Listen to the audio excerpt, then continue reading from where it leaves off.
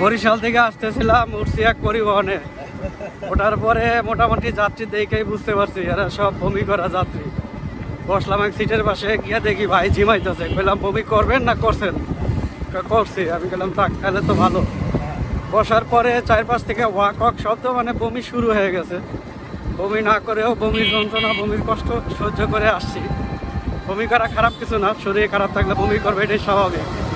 আমার কথা হচ্ছে যারা বমি করেন গাড়িতে, সকালে না খেয়ে উঠলেই পারেন, রোজা তো থাকেনি। বমি করা অনেক কষ্টের, আমি জানি।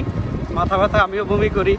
বমি করা অনেক কষ্ট, ওই কষ্ট সহ্য করার চেয়ে সকালবেলা না খেয়ে গাড়িতে উঠবেন, আশা করি বমি হবে না। আর যদি একদম না খেয়ে নাই থাকতে পারেন, খাওয়া দাওয়ার পরে বমির ওষুধ পাওয়া যায় কিনতে, ওষুধ খেয়ে নেবেন, নিজেও ভালো থাকবেন, আশেপাশে যারা থাকবে তারাও ভালো থাকবেন। ধন্যবাদ সবাইকে।